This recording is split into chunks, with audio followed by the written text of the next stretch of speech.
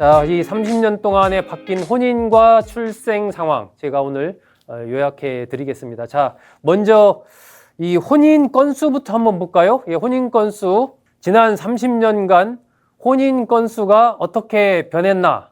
예, 이거 한번 보면요. 96년, 이 1996년, 그러니까 이 통계가 1995년부터 2004년까지 상황을 통계청에서 어제 9월 3일 날 발표한 내용입니다. 지난 30년간 우리 사회의 혼인 건수 어떻게 변해왔나. 지금 그래프 이렇게 보시면 제일 이게 혼인 건수가 많았던 거 1996년입니다. 1996년 43만 5천 건. 예, 96년에 이 정도 결혼을 했던 겁니다. 굉장히 이제 많이 결혼을 했던 건데, 그때를 정점으로 해서 그 뒤부터는 계속 지금 내리막, 여러분 그래프 보이시죠? 계속 내리막, 2004년도쯤까지 가다가 2005년 지나면서 약간 올라갔다가 다시 또 오르락내리락 해서 한 2010년 지나서부터는 계속 거의 내리막, 그러다가 2022년쯤 그래프 표시한 거 보이시죠? 2022년 요때쯤에 역대 최저, 이게 19만 2천 건, 2022년에 역대 최저로 내려갔습니다. 이때가 19만 2천 건 정도. 그러다가 이제 2023년 이후에 다시 조금 올라가는 지금 그런 흐름을 보이고 있습니다. 30년간 혼인 건수, 이게 지금 이제 2022년을 바닥을 치고 올라가고 있는 상황인데 어디까지 올라갈 수 있을지, 어쨌든 또 이게 인구 숫자에 또 비례하는 부분이 있어서 현재 젊은 층의 출생수 감소 이런 것과 맞물려 있기 때문에 어디까지 올라갈지는 좀 봐야 되겠습니다. 하지만 일단 현재까지 봤을 때는 2022년을 기점으로 바닥을 치고 약간 결혼 건수가 좀 늘어났다라고 이렇게 볼 수가 있는 거죠. 그래도 뭐 이게 1996년을 기준으로 본다면 이 상당히 많이 이 감소한 거죠. 그때 43만 건이었는데 현재 뭐 22만이니까 거의 절반으로 확 줄었다라고 봐야 됩니다. 지난해가 22만 2천 건이었으니까 거의 뭐 50% 절반 수준으로 혼인 건수 자체가 확 줄었다. 그리고 이게 이제 남자만 이 성별로 봤을 때 남자 연령 혼인을 본다면요, 95년에 비해서 20대 이하 그리고 60세 이상은 줄고 30대 50대는 조금 늘었습니다. 그러니까 이 얘기는 결국 이 20대 이하가 줄었다는 것은 출생아 수가 그만큼 줄었다라고 볼 수 있는 거죠. 기본적인 인구 자체가 줄었기 때문에 혼인 건수도 줄었다라고 봐야 되는 거고, 60세 이상도 이제 남자가 60세 이후에 결혼하는 것은 그렇게 많지 않다. 이게 이제 묘하게 남녀 간에 조금 이 차이가 있습니다. 남성의 경우는 60세 이상은 혼인 건수가 줄었습니다. 30대부터 50대까지는 늘었는데 60세 이상은 줄었습니다. 그렇다면 이제 여성의 경우는 또 어떨까 본다면은, 여성은 1995년에 비해서 30년 동안 트렌드를 봤을 때 현재 20대 이하를 제외하고는 모든 연령층에서 여성의 혼인 건수는 늘었습니다. 그렇다면 이 남녀 차이가 뭐죠? 20대 이하에서 줄은 것은 여성과 남성이 똑같습니다. 하지만 60세 이상으로 봤을 때 남성은 줄고 여성은 늘었습니다. 예, 그만큼 이제 여성의 혼인, 어떤 재혼이든 초혼이든 60세 이상에서도 조금 늘었다. 하지만 남성은 줄었다. 이것이 연령으로 봤을 때 남녀의 지난 30년간의 트렌드의 차이입니다. 절대적인 혼인 건수는 절반으로 줄었고, 남녀를 비교했을 때는 남성, 특히 나이가 있는 60세 이상의 남성의 결혼이 줄었다. 여성은 좀 다르더라. 그런 얘기입니다. 자, 일반적인 이제 혼인 건수에 대해서는 제가 지금 설명드린 대로고요. 그러면 평균 초혼 연령, 그러니까 첫 번째 결혼하는 평균 연령의 변화는 어떨까? 지금 여러분 그래프 보고 계십니다. 이것도 한번 크게 띄워줘 보세요. 전체적으로 1995년 이후에 그래프 보십시오. 지금 전반적으로 우상향하잖아요. 결혼하는 나이가 계속해서 지금 올라가고 있어요. 왼쪽에 95년도 나이 보시면 남자의 경우는 95년에 평균 초혼 연령이 28.4세였습니다. 제가 94년에 결혼했거든요. 제가 94년도 그때 29살에 결혼했습니다. 거의 저는 평균에 근접하게 결혼을 한 거죠. 1995년에 봤을 때 남자의 평균 초혼 연령 28.4세. 여성은 3살 정도 어렸습니다. 25.3세였거든요. 95년도에 25.3세였습니다. 그 정도 한 3살 정도 차이가 났었죠. 그런데 이게 이제 쭉 그래프 따라 올라가다 끄트머리 한번 보세요. 끄트머리 남자의 경우에 33.9세. 지금 그러니까 여기 보고 계신 분들 젊은 분들은 저렇게 34세 정도 되는 거죠. 34세에 결혼, 첫 번째 결혼하는 게 평균입니다. 평균. 그러니까 그 이후에 36세, 37세 이렇게 하는 분들도 꽤 된다는 얘기입니다. 평균이 저렇다는 얘기는 조금 전에 20대 후반이나 30대 초반에 하는 경우도 있지만 30대 중후반에 결혼하는 경우도 많다. 평균이, 남성의 평균이 34세 정도 된다라는 겁니다. 이게 그렇다면은 지금 95년도에 28.4세였으니까요. 95년 대비하면 남자는 5.5세가 올라간 거예요. 평균 초혼 연령이 상당히 올라갔죠. 5.5세. 자, 여성의 경우는 어떤가? 여성의 경우는 95년도 아까 25.3세 평균 결혼 연령이 이렇다고 말씀드렸잖아요. 그런데 2024년의 경우에 여성은 평균 초혼 연령 31.6세입니다. 여성의 경우도 한 32살, 남성은 34살, 여성은 한 32살 정도 평균적으로 그때 결혼을 한다라는 겁니다. 이 여성의 경우는 95년과 비교해 보면 더 올라갔어요. 평균 초혼 연령이 남성이 아까 5.5세에 올라갔는데 여성의 경우는 6.2세에 올라갔습니다. 훨씬 더 여성의 초혼 연령도 올라갔고 그만큼 이제 남성과 여성의 초혼 연령의 차이가 줄었죠. 95년도에 3살 정도 됐었는데 지금은 2.3세 정도 이렇게 됐습니다. 좀 더 가까워졌다라고 이렇게 좀 볼 수 있는 거죠. 이런 부분이 좀 이 차이가 있습니다. 자, 그렇다면 이게 재혼 연령, 지금 여러분 표 보고 계시는 거 평균 초혼 연령입니다. 재혼 연령으로 한번, 재혼 인구도 많이 늘었지 않습니까? 평균 재혼 연령 95년도에는 남자가 40.4세, 여성은 35.6세 정도였습니다. 이것이 2024년에는 남자는 51.6세, 한 10살 이상 늘어난 거죠. 올라갔습니다.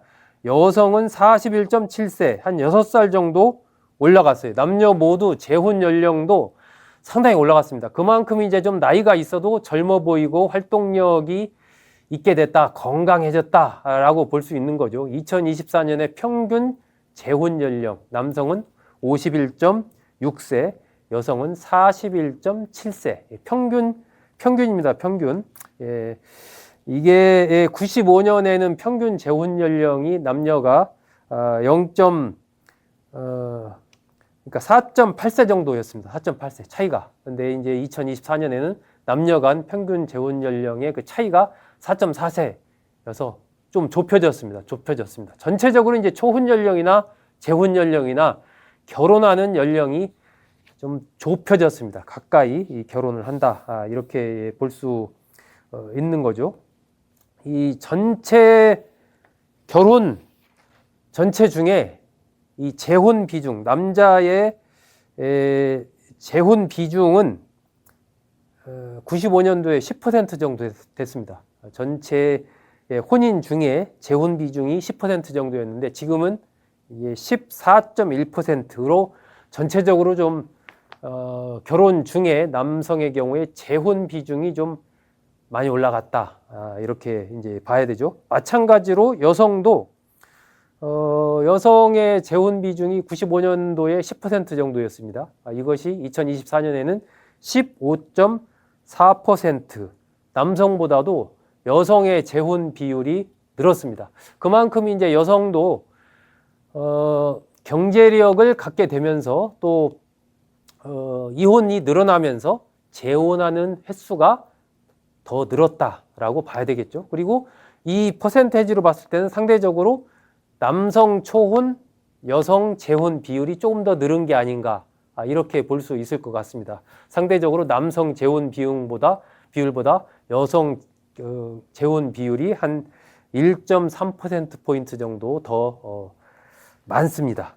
그만큼 이제 여성들의 경제적인 독립, 또 여성들의 자신감, 이런 것들이 이제 재혼으로 많이 좀 연결됐다고 이렇게 볼 수 있지 않나, 그런 생각이 듭니다. 자, 외국인과의 혼인은 어떨까요? 외국인과의 혼인, 평균 지난 30년간 평균 외국인과의 혼인, 여러분 표 보고 계십니다.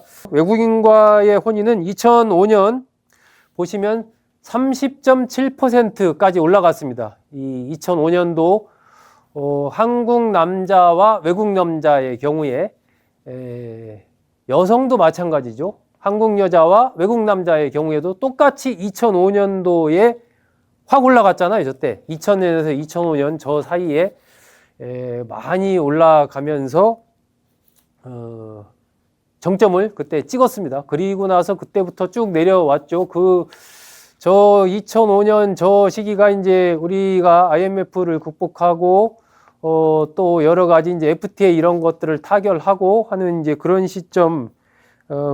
경제적으로 다시 도약을 하고 있는 그런 시점이었습니다. 이때가 정점을 찍고 하다가 쭉 내려오다가 다시 이제 2022년, 그러니까 거의 지금 바닥을 내려오다가 바닥을 친 게 2022년쯤이에요. 2020년. 그러다가 다시 이제 올라가잖아요. 지금 올라가다가 2024년에 남성의 경우는 외국인 여성과 결혼한 남성의 비율이 15.4%, 15.6%, 여성의 경우는 5.1%, 외국인 남성과 결혼한 여성의 경우는 5.1%, 이렇게 지금 표를 보이고 있습니다. 전체 혼인 중에 이거 아주 굉장히 많이 늘었습니다. 우리나라 그러니까 전체 혼인 중에 외국인과 결혼하는 그 비중, 이게 1995년에는 3.4%였거든요. 3.4%. 이게 지금 2024년 기준으로 여러분 몇 퍼센트 됐을 것 같습니까? 9.3%까지 늘어났습니다. 상당히 많이 늘어난 거죠. 30년간 거의 3배 가까이 늘었다, 이렇게 볼 수 있습니다. 외국인과의 결혼이 확 늘었다, 그렇게 볼 수 있고요. 한국 남자와 외국 여자의 혼인 비중 2024년에 7% 정도, 전체 혼인 중에 또 외국 남자와 결혼하는 한국 여자의 비중 2.3% 정도. 어쨌든 전체적으로 외국인과 결혼하는 한국인의 그 비율이 9.3%에 달한다. 많이 늘었다라고 좀 볼 수 있습니다. 자, 시도별로 한번 이제 혼인 비율 보게 된다면요. 시도별로 봤을 때는 경기도, 서울, 인천 순으로 혼인 건수가 많았습니다. 이건 어떻게 보면 좀 여러분 좀 상상할 수 있지 않을까요? 자, 어디가 혼인 건수가 많을까요? 수도권이거든요. 서울, 경기, 서울, 인천, 인구순 같아요. 경기, 서울, 인천, 수도권. 네. 인구순으로 혼인 건수가 늘었습니다. 결국 이제 인구가 수도권으로 집중되고, 젊은이들도 수도권으로 많이 이제 몰리고 그러다 보니까 이쪽에서의 혼인 건수가 상당히 많이 늘었다. 그런데 인구 1000명당 봤을 때 혼인 건수, 요것으로 본다면 제일 많은 곳은 대전이었습니다. 그러니까 상대적으로 어쨌든 혼인 절대적인 건수는 경기, 서울, 인천이 많지만 인구 비례로 봤을 때 혼인 건수가 많은 곳은 대전, 세종, 경기 순이었다. 이렇게 약간 그건 지역별로 좀 차이가 있습니다. 결혼과 관련해서. 자, 출생아 수는 어떨까요? 지난 30년간 우리나라의 평균 출생아 수, 뭐 여러분 짐작하시겠지만 계속해서 줄고 있죠. 95년도에 71만 5천 명 하다가 2023년에 최저치를 기록했습니다. 23만 명, 거의 거의 3분의 1, 그죠? 3분의 1 토막 났습니다. 33% 수준이라고 하니까요. 상당히 많이 줄었습니다. 23만 명으로 23년에 최저치 기록하고 2024년에는 약간 늘었습니다. 23만 8천 명으로. 약간 뭐 최근에도 늘고 있다 이런 뉴스 나오죠. 23만 8천 명 정도 있습니다. 연령별 출산율로 봤을 때는 평균 출산 연령, 그러니까 여성의 평균 출산 연령, 엄마죠. 봤을 때 33.7세. 그러니까 지금 여성이 33.7세에 평균적으로 아이를 낳는 겁니다. 33.7세에 평균적으로 아이를 낳는다. 이건 95년에 비해서 한 5.8세 정도 상승했습니다. 평균 봤을 때. 남성은 그때 아이를 첫 번째 낳았을 때 남성의 평균 나이는 2024년에 36.1세. 그러니까 보통 이제 이 결혼을 했을 때 이 남성이 36.1세, 여성이 33.7세에 첫 번째 아이를 낳는다라는 거죠. 평균이 이러니까요.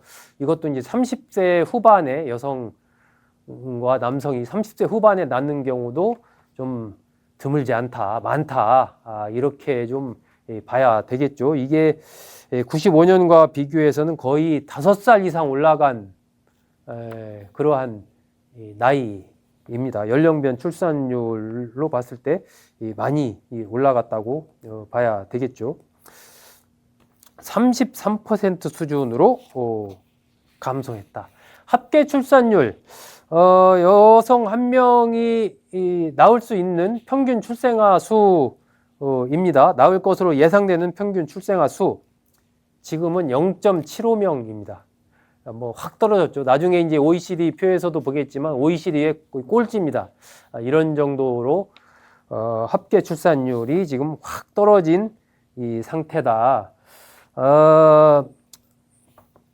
고령 산모의 출생아 비중, 이것도 한번 말씀드리면, 그러니까 고령 산모라고 보통 했을 때는 기준이 35세 이상입니다. 35세 이상에서 이제 아이를 낳은 이런 고령 산모의 출생아 수 비중은 95년에는 4.8%밖에 안 됐어요. 그러니까 95년만 해도 첫 번째 아이를 낳는 그 연령이 35세 되기 전에 거의 낳았다는 얘기죠. 35세 넘어가는 여성의 비율이 4.8%밖에 안 됐으니까요. 지금은 이게 얼마나 될까요? 2024년 기준 35.9%. 엄청나게 늘었지 않습니까? 4.8%에서 35.9%. 거의 8배, 그죠? 7배, 7배 이상 늘었습니다. 35세가 넘어서 첫 번째 아이를 낳는 그 비중이 굉장히 늘었습니다. 그만큼 어떻게 보면 좀 아이를 이제 늦게 낳는다라는 거죠. 그러면 이제 아이를 늦게 낳았을 경우에 여러 가지 문제가 이제 직면을 하게 되죠. 나중에 이제 어떤 좀 나이 들어서까지 아이를 키워야 되는 문제가 발생하고, 학자금 문제, 또 아이를 고령 산모로서 낳는 과정에서 또 여러 가지 문제가 또 발생할 수 있고요. 그러니까 이런 문제도 사실은 우리가 아이를 많이 낳아야 된다, 지금 인구를 늘려야 된다, 합계 출산율 높여야 된다, 이런 문제도 중요하지만, 그러면 몇 살 때 또 이게 아이를 낳게 할 거냐, 좀 그것을 위한 여러 가지 방법, 정책적인 방법, 그런 정책과 관련된 지능, 이런 것도 좀 중요한 게 아닌가. 가급적이면 35세 이전에, 고령 산모가 되기 전에 출산율을 높이는 것이 좀 더 좋지 않나, 이런 생각을 합니다. 자, 또 확 늘어난 게 또 하나 있습니다. 지금 제가 이 외국인과 결혼한 그 혼인 건수가 많이 늘었다, 그리고 고령 산모가 많이 늘었다, 이렇게 많이 늘은 거 중심으로 이렇게 요약을 하면, 그런데 또 하나 많이 늘은 게 혼인 외 출생아 비중입니다. 혼인 외 출생아 비중. 가족의 형태가 상당히 이제 다양화되면서 지금은 결혼하지 않고도 아이를 키우는 이런 경우가 많이 지금 늘고 있다라는 것을 이 통계치가 보여주는 거죠. 이게 95년도에는 1.2%에 불과했습니다. 1.2%. 2024년 5.8%로 늘었습니다. 거의 5배 이상 늘은 거죠. 혼인 외 출생아 비중이 5배 정도 늘었다. 30년 전보다. 이것도 현재의 이 새로운 어떤 트렌드, 세태 변화를 보여주는 그러한 어떤 통계입니다. 출생아 수 감소율이 가장 큰 지역, 우리나라 지역으로 봤을 때 출생아 수 감소율이 지난 30년간 가장 많이 줄은 지역, 경상남도가 1등입니다. 경상남도. 그 다음이 부산, 그리고 전북이거든요. 경남, 부산, 전북. 왜 경남의 출생아 수 감소율이 제일 클까요? 거의 79.9%, 80% 정도 95년에 비교해서 줄었습니다. 이게 인구 감소에 따른 단순 비례인지 아니면 다른 원인이 있는 것인지, 그것에 대해서는 제가 시간이 많지 않아서 이것에 대한 자세히 분석을 못 해봤습니다. 하지만 이것도 좀 연구해 봐야 될 주제가 아닌가 싶습니다. 경상남도 입장에서도 그렇고요. 왜 우리 지역이 30년 전에 비해서 전국에서 가장 많이 출생아가 줄었느냐, 이 문제에 좀 담당 지자체나 지역에서는 관심을 갖고 연구해 볼 필요가 있지 않나 싶습니다. 경남, 부산, 전북 순으로 줄었다. 2024년만 본다면 출생아 수가 가장 많은 곳은 아까 인구 증가, 혼인 건수와 이건 정확히 겹칩니다. 경기, 서울, 인천 순으로 결혼 건수도 많았고 출생아 수도 똑같이 비례해서 많았습니다. 자, 첫째아 비중 한번 살펴볼까요? 지난 30년간 평균적으로 첫째아를 출산한 기간별 비중이 어떻게 되나, 첫째아 출산 시기. 이게 그러니까 결혼하고 나서 95년도 표 한번 보십시오, 여러분. 95년도 표 보시면 지금 83%를 차지하고 있는 게 2년 미만입니다. 2년 미만. 결혼하고 2년 되기 전에 첫 번째 아이를 낳는다는 얘기예요. 결혼하고 나서, 그러니까 바로 좀 아이를 낳는 이 비중이 95년도에는 83%였다. 그러니까 대부분 저 시기에는 30년 전에는 결혼하면 바로 이제 좀 아이를 낳았다. 이렇게 봐야 되겠죠. 근데 그 비중이 어떻습니까? 지금 계속 줄어요. 2024년에 몇 퍼센트죠? 52.6%까지 줄었습니다. 그러니까 작년에는 결혼하고 나서 2년 안에 아이를 낳는 비중이 52.6%라는 거예요. 거의 나머지 48%, 거의 절반은 결혼을 했지만 2년이 됐음에도 아이를 안 낳았다라는 겁니다. 그러니까 그것이 뭐 여러 가지 원인이 있겠죠. 결국은 아이를 키우려면 직장 문제도 있을 거고, 또 여러 가지 아이를 돌봐줄 돌봄의 문제도 있을 거고, 또 집을 마련해야 되는 문제도 있을 거고, 아니면은 조금 더 어떤 딩크족들이 많아지면서 아이를 낳지 말고 그냥 우리끼리 알콩달콩 살자, 이런 부부가 많아졌을 수도 있고, 어쨌든 이게 30년 전에 비해서 2년 미만, 결혼하고 2년 미만의 아이를 낳는 비중이 상당히 줄었다. 한 30% 정도 줄었다. 그리고 나서 2년, 5년 결혼하고 나서 2년과 5년 사이에 아이를 낳는 비중은 30년 전보다 한 2배 이상, 2.5배 정도 늘었습니다. 네, 그러니까 결국 아마 이 조금 결혼하고 나서도 아이를 낳는 시기가 뒤로 늦춰지고 있다라는 얘기는 그만큼 이제 어떤 경제적인 부담도 있을 것이고 조금 더 결혼 생활을 우리 둘이 좀 더 즐기고 아이를 그 뒤에 갖자 이런 생각을 갖는 그런 부부가 과거보다는 많이 늘었다라고 이제 볼 수 있는 거죠. 이런 것도 어쨌든 사회문화적인 또 경제적인 우리 사회의 변화를 보여주는 하나의 지표라고 볼 수가 있습니다. 자, 마지막으로 OECD 국가 합계 출산율과 첫째아 출산 연령 이거 좀 비교해 볼게요. 자, OECD 국가의 합계 출산율 한번 보겠습니다. 자, 이게 다 지금 통계청 자료입니다. 통계청에서 공식적으로 어제 발표한 자료. 자, 1위 보세요. 이 왼쪽 위에 있는 이스라엘의 경우에 2023년 얼마입니까? 2.89. 와, 이거 엄청나지 않습니까? 2.89. 그리고 멕시코, 프랑스 쭉 내려와서 오른쪽 제일 아래 우리나라 2023년 얼마입니까? 0.72. 2024년에 아까 8,000명 정도 늘었잖아요. 조금 올라갔습니다. 그래 봤자 0.75. 우리 바로 위가 스페인인데 1.12예요. 그러면 도대체 여기서도 차이가 얼마입니까? 차이가 있지 않습니까? 일본만 해도 1.20인데 우리나라 0.75. 2024년. 자, 합계 출산율이 0.75다. 이 지금 표를 딱 보시면 여러분, 우리나라의 이 출산 상황이 얼마나 심각한가, 이 상황을, 출생률 부분을 좀 높이기 위해서 많은 노력을 정부와 민간에서 하고 있지만, 그럼에도 여전히 참 상당히 이게 OECD 국가에서 꼴찌 할 정도로 이게 심각한 상황이다라는 표를 여러분 지금 한눈에 보고 계십니다. 자, 국가 첫째아 출산 연령도 한번 볼까요? 전체적인 국가의 첫째아 출산 연령 비교. 이것도 2022년 기준으로 본다면 제일 왼쪽 위에 이스라엘 27.8세. 이스라엘 상당히 젊죠. 27.8세에 첫째아 출산을 합니다. 오른쪽 이제 쭉 밑으로 보면 우리나라 2024년 제일 밑에 보면 33.1세 때 첫째아를 출산을 합니다.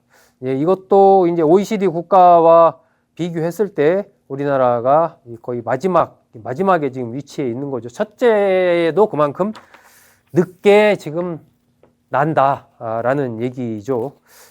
그만큼 우리 현재 저출산 고령화 문제의 심각성을 보여주는 그러한 상황이 아닌가 싶습니다. 자, 지금까지 이 통계청이 어제 발표한 우리나라 지난 30년간의 혼인, 출생 관련된 이 지표들, 좀 핵심들 요약해서 전해드렸습니다.